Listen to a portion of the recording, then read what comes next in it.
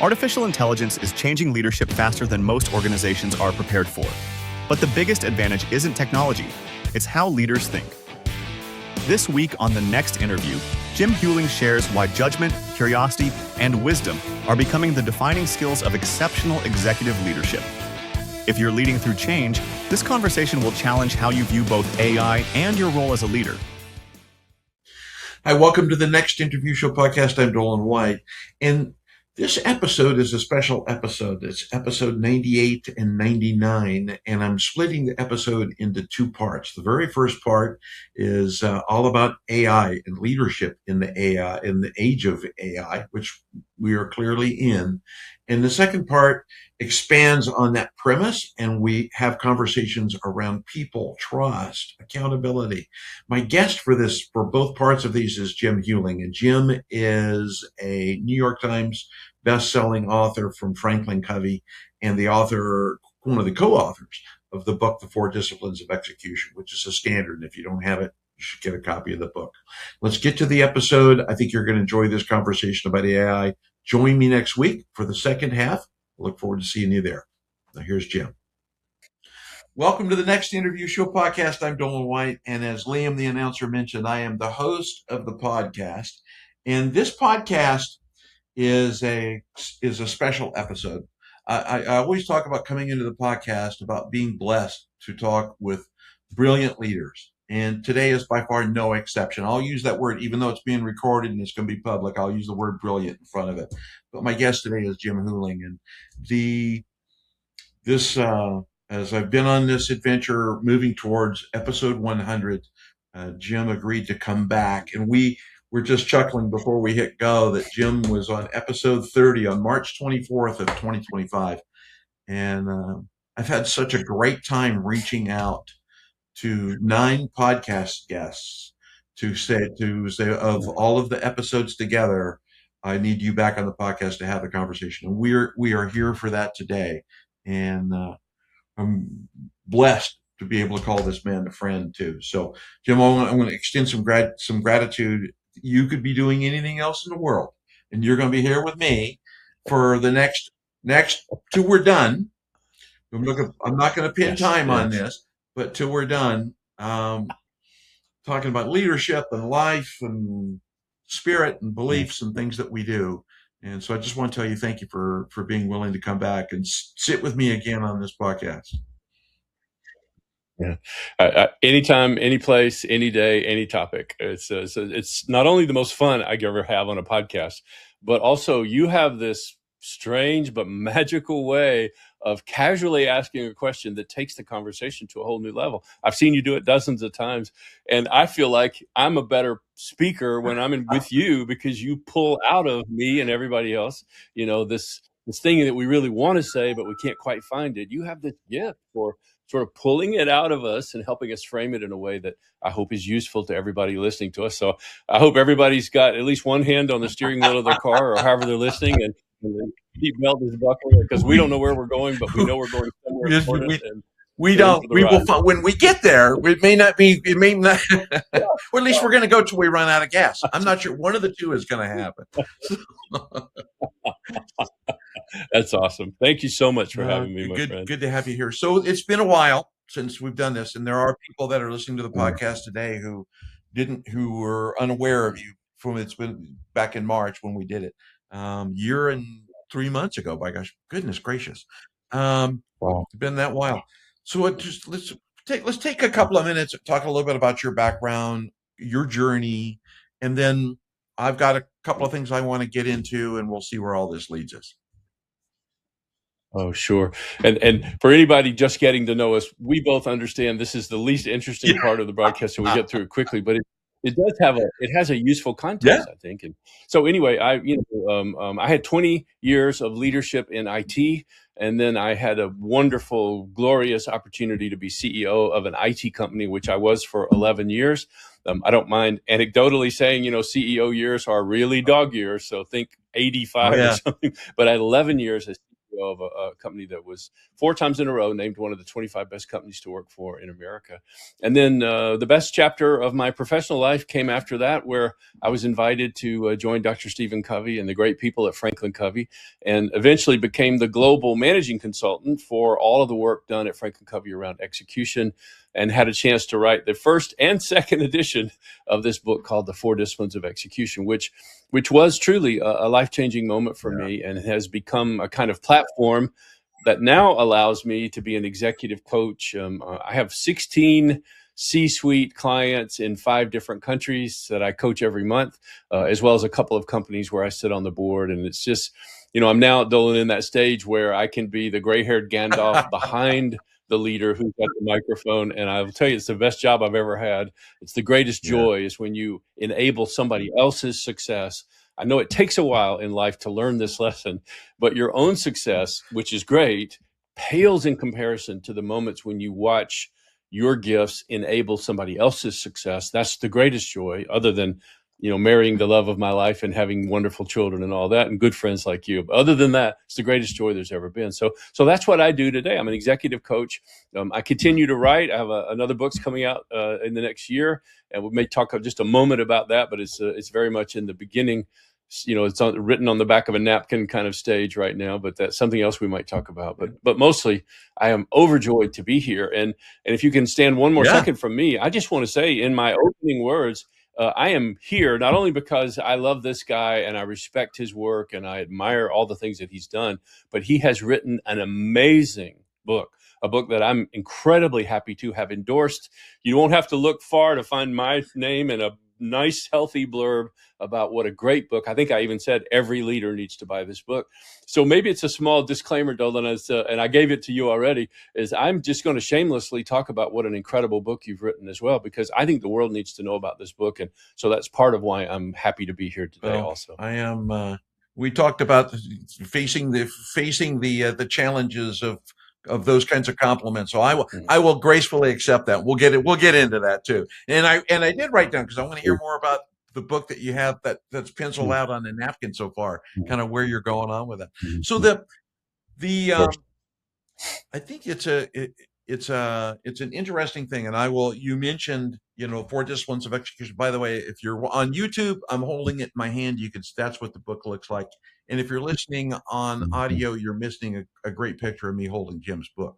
But the link to the book will be in the show notes. As a shameless plug also too, when I discovered 4 Disciplines, and this is really what prompted us, is really what connected us, was at that time, gosh, almost 2 years ago, reaching out and saying, hey, by the way, I've been using your book for years and years and years. We should probably talk. And this is a standard that I use with those that I coach and those that I help lead into leadership.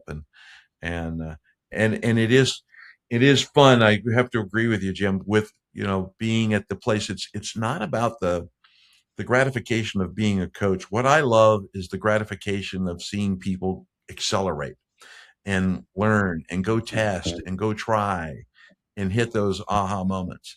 And I don't know if it's because I got white hair or what the deal is, but they tend to just do what I say sometimes. And off we go. If I'd have known that, I'd have dyed my hair white a long time ago.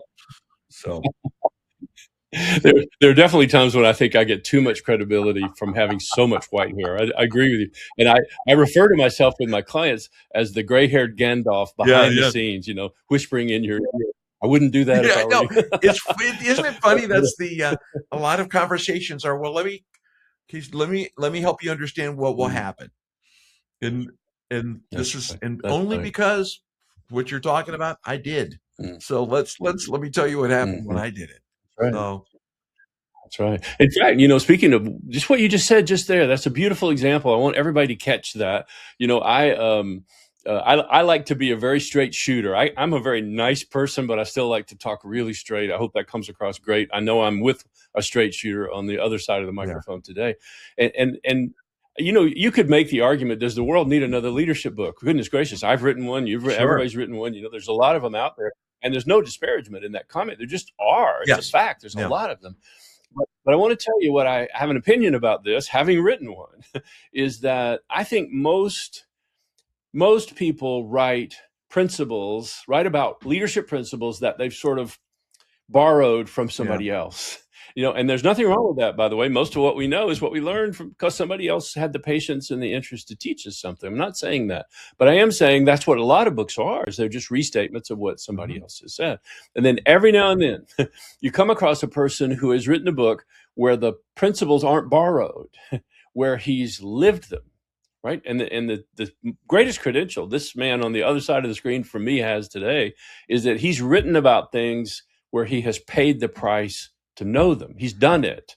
And I just think there's no greater credential than that. It is great to be a good writer, and he's got that. And it is great to have a great subject, and he's done that. But it's the best thing of all when you, from page one, realize you're listening to someone who's not only thought about the subject, but they've lived the subject and they've come out the other side and they have something valuable to share. So frankly, I hope we talk about it a lot today because I am very, very enthusiastic about Lead with Confidence, this new book. Thank you.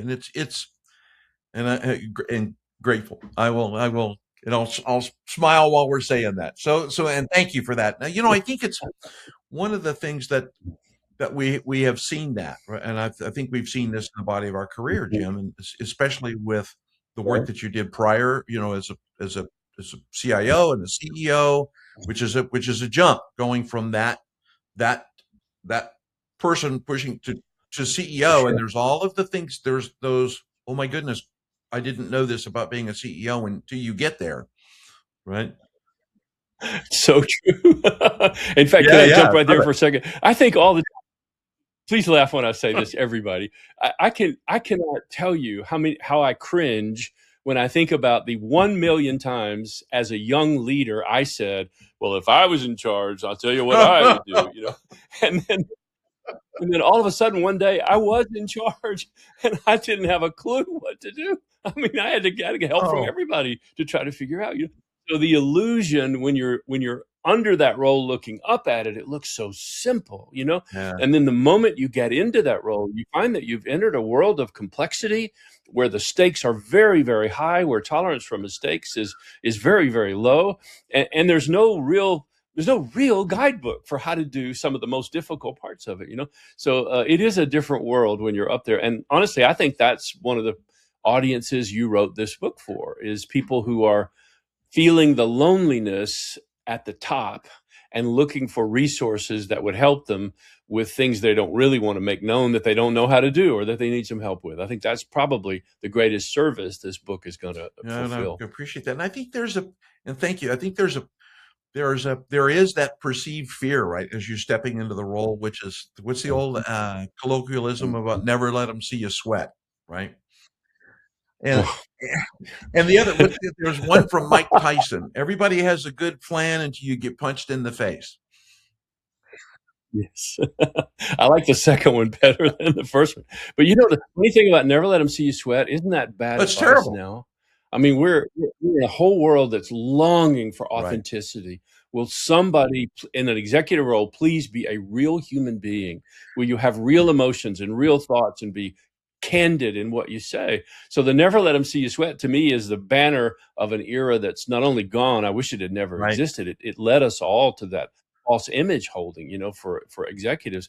And then today, hopefully we can embrace those characteristics that you talk about in your book, about authenticity and identity.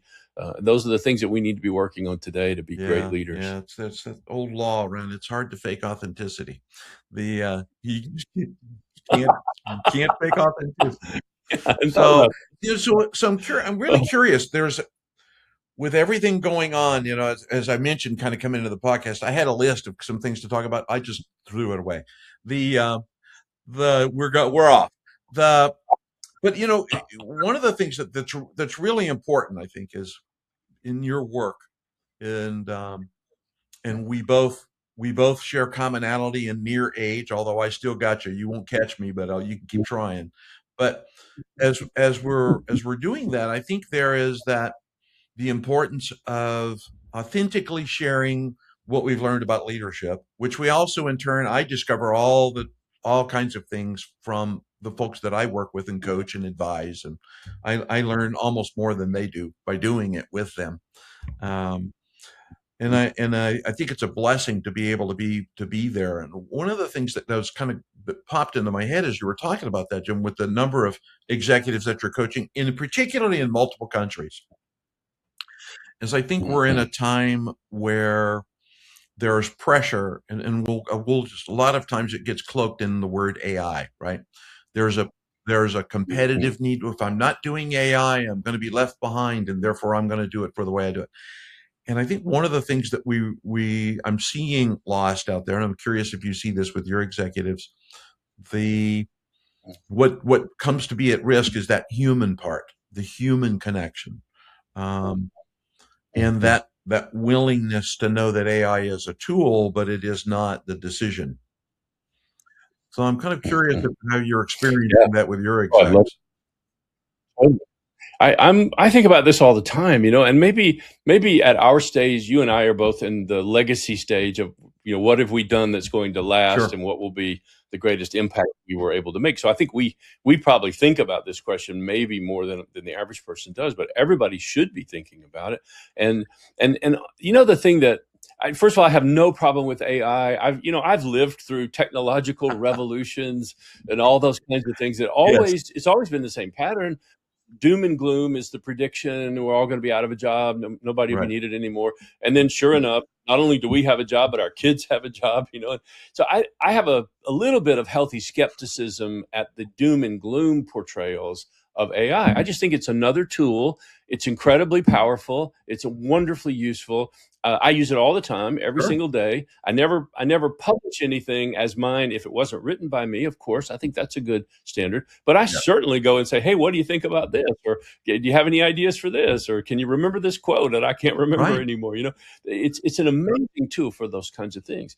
But the thing I'm afraid of that's being lost is when I used to have a task that I had to do, and it required some thought, it required some research, it required some real thinking. The answer wasn't obvious. There was nowhere to go that was one-stop shopping. There's no button to push, say, bam, here's Right. your answer. So I had to use muscle, some muscles, to be able to do research. I mean, I used to have to go to the library, but we don't have to do that anymore, Yeah. But even a Google search or pulling together various documents or reading other people's books, I had to work to find answers.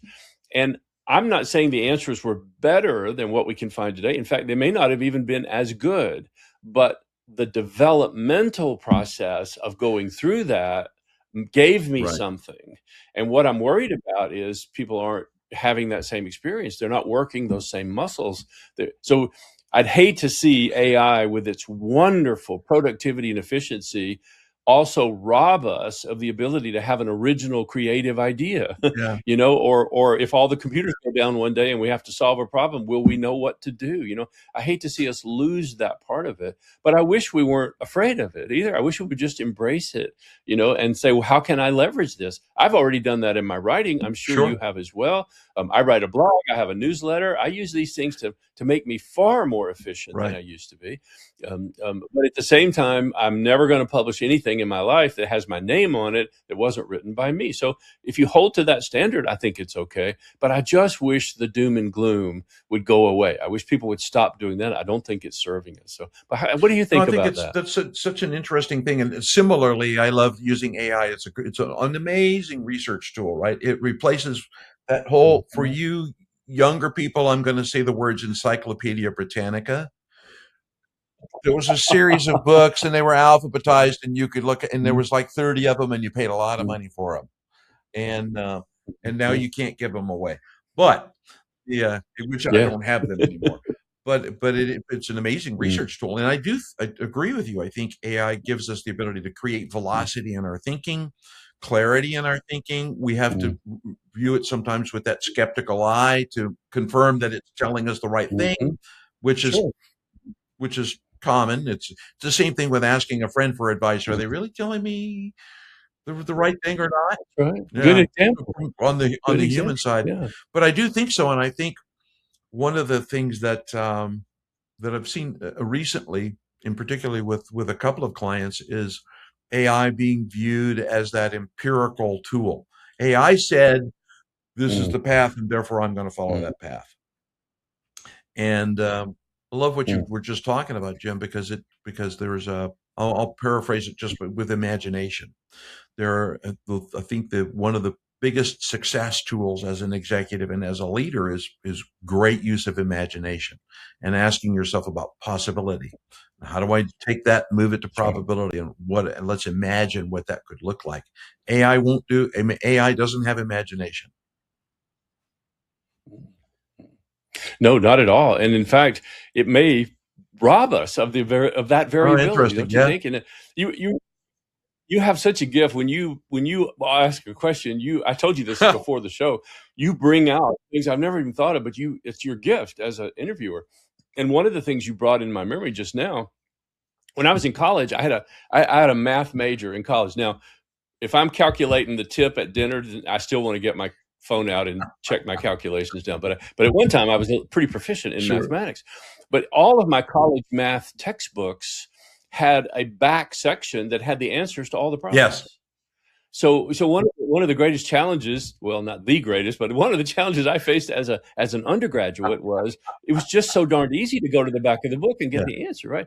But every time I would do that, I realized I was robbing myself of the ability to actually be good at math. I was solving the problem, I was turning in the paper, I was getting an A, but I got an A because I didn't use any part of myself to find the A. I mean, Right. find the answer. I just went, well, that's a pretty good example of to encapsulate this thing I'm really concerned about is are we losing a capability? Are we trading a valuable capability for a commodity called speed in production of it's certainly the written word, if not many other things as well. And if we can solve that, maybe we have the best of both worlds. I don't know, but I do think that's the real challenge, and it's a challenge that you and I are not going to face. It's the next generation that's going to face True. that challenge of over-reliance on the technology and the loss of the ability to actually use our own voice and our own thoughts and our own original True. ideas. Yeah, and I love that, Jim. That's well said, because I think the temptation is to surrender to the technology, right? And Great word. and when That's a great we word. surrender to it's surrendering to anything in life. In this particular case, it happens to be technology. The challenge is not surrendering. That's right. Right. That's right. Not surrendering. And I have a client I'm working with right now who called me because he had a bad interaction with his boss, who happened to be the CEO of the company. And the CEO had simply said, "Would you put some quick thoughts together so that I have sort of a clear syllabus for a conversation I'm going into? I don't need anything elaborate. I just want something really quick so that I can read it and go into this meeting and feel a little Right. better prepared." And my friend gave him 26 pages of ChatGPT. 26 pages. I'm not making Wow. this up. And literally, when he put Sure. it on the desk, it made a thud when it dropped on the desk. And then the person who came to me for coaching was devastated because he produced 26 pages with footnotes. It was Right. brilliant, except it wasn't what was asked for. It wasn't the thing that was asked for. Right. And when the CEO, I said, "Well, could you summarize this for me really quick, just right here in Right. the office?" Guess what? The person couldn't do it because they hadn't created it. They just requested it and it was delivered. So I just say that again as an example of let's keep what's great about AI. Let's leverage it. Let's take it as far as we can, but let's don't lose some of the things that actually got us here. Let's become the best of both. At least that's my hope. And I love that. I think that's one of the risks is that AI in and unto itself, we could teach the models. I don't care whose AI you're using. There's a bunch out there. I use 4 or 5 at any given time for different things. But when you're using the AI, you can teach it to be you or to supposedly be you, right? And use your words and and I love the fact that ChatGPT compliments me every time I ask it a question. It tells me how smart I am, and that's awesome. But it is that and I agree with you. I think that the risk is when you become over dependent or you surrender to it, is it no longer becomes your thinking. And that had to be what a great coaching opportunity to get into that conversation and say, well, let's unpack this a little bit. In my Southern, gentle, kind way, but still get to the Holy moly, this is ridiculous. But I think you're right about this, and I know we don't want to make No, our whole episode no. about this, but I think you've touched on one of the most urgent things in people's mind today. So all I would say in summary is don't be afraid of it and don't be reliant Right. on it. Find a place between those two things where you leverage it, as you said, great word, and then use it to your advantage, but don't lose the individuality of your own thoughts, your own ideas, your own influences for creative answers that the technology doesn't have Right. the ability to give you, much less as well Right. as you. And I love that. And yeah, and this isn't an AI podcast, so we're gonna make a slow arc to the left at the moment. We're gonna go Do it. that way, and then we'll go that way the other way later. But so one of the, in preparation for today, I actually prepared to talk to you. I respect you that much that I prepared myself for this conversation, Jim.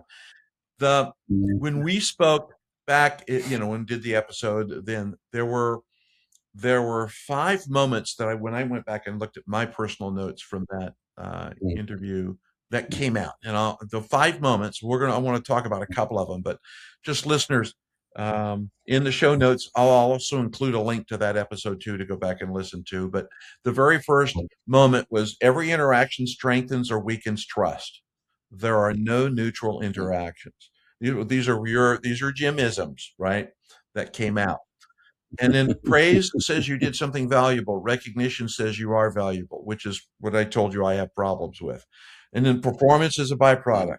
Trust is an objective. The fourth is no involvement, no commitment. And I want to start with the fifth, and maybe we'll have a little conversation about a couple of them. But the fifth one really resonates with me. And it was every employee comes to work asking 2 questions. Am I doing work that matters? Does anybody care? Yeah. Wow. So, I don't know if you knew. Isn't it I don't know funny if you knew you had that much wisdom in you, but those are the 5 Jim-isms I'm pulling out for Wow. this conversation. So Thank you. I in particular, because we're in the place of having been it, discovered the role, been CEO, discovered moving from CEO, then moving to running the line of business that you ran inside of Covey, which is again a part of that arc, that lifetime arc, and now to place to where you are sharing your wisdom. And I wrote down the word book. We're going to come to that here pretty quick.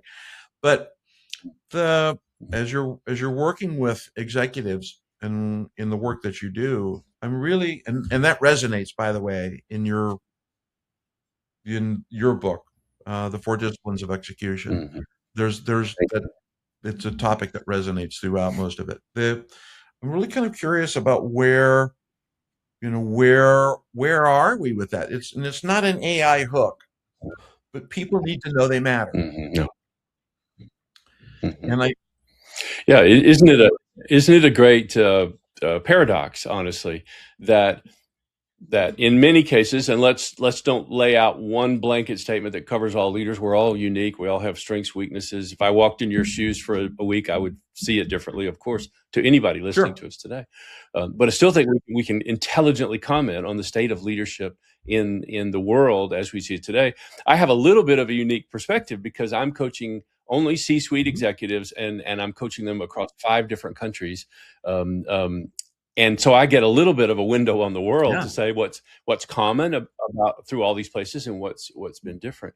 But I think these 2 things we've hit on are really universal because I'm just going to say this very plainly, and I hope it will resonate well with everybody. Is we want people who care about their work, but we invest very little in ensuring they know we care about them.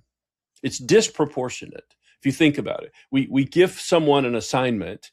Now we're going to pay them for completing the assignment. So there's a portion of them that we can purchase. I have a friend who likes to say you can purchase the hands, but not the heart. It's the same kind of idea. I can get the work out of it just because that's what they're paid to do. But we do that in such a way that we give them no sense that we actually care about them. So what happens in the end is a person begins to equate their value with only their performance. Well, then what happens when their performance shifts? what happens when there's an illness, or they try to do something new and for a while they're not any good at it, or when they are in the midst of a conflict or a challenging project or an Sure. impossible deadline. We've taught them that they only matter if they produce. They're like production Right. engines.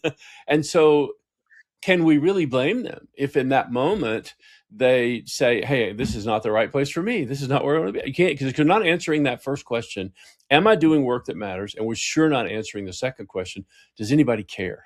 Right. So the two questions to me form a holistic view of the obligation of leadership is to communicate the worth and value of a project or an initiative to such an extent that every individual on the team feels something.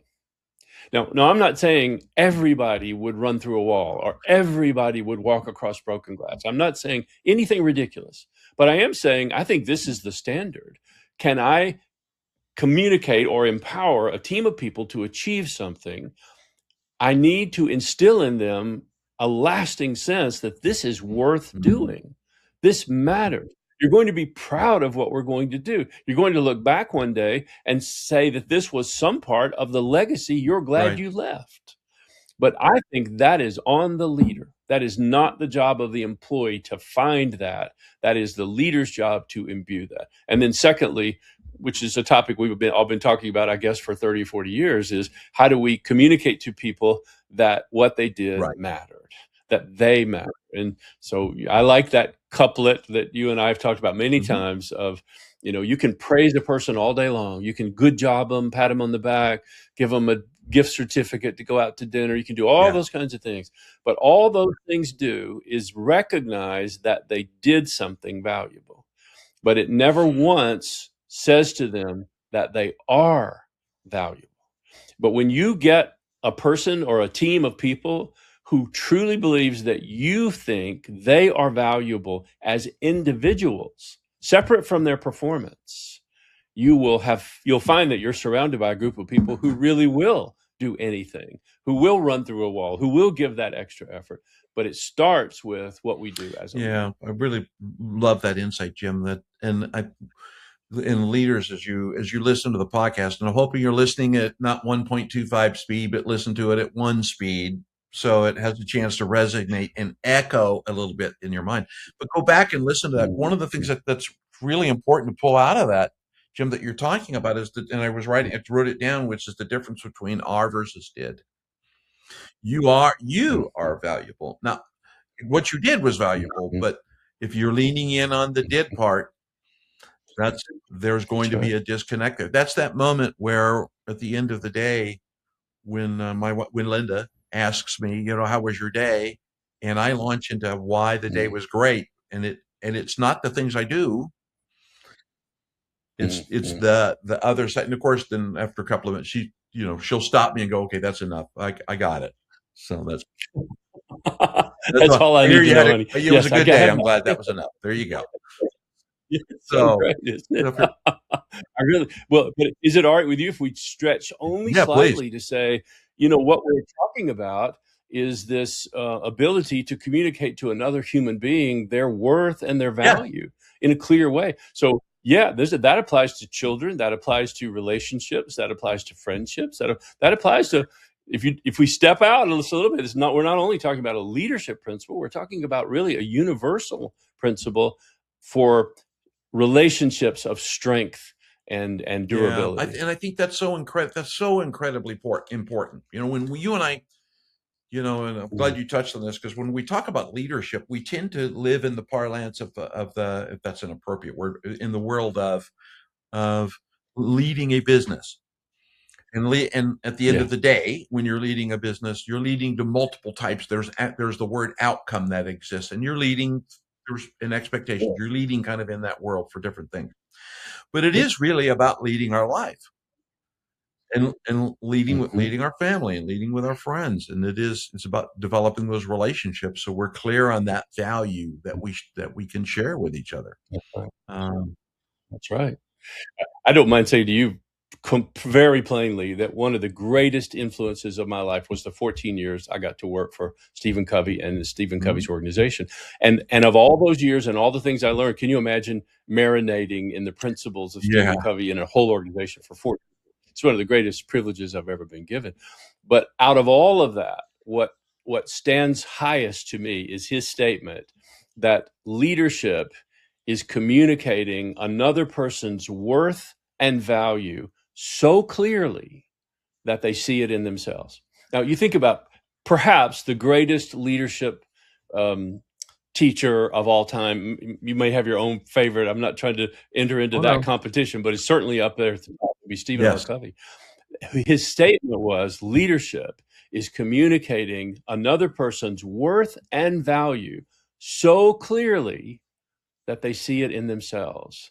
Because he understood that if we do that, if we build a team from the inside out, from the heart outward to the hands, if we build it that way, we will not only get a lot of things done, but we will create a lot of people who will then go on to have their greatness and their opportunity to pass those same things along. I mean, it is the truest way to create a lasting legacy is through the minds and the hearts and the growth of the people we lead.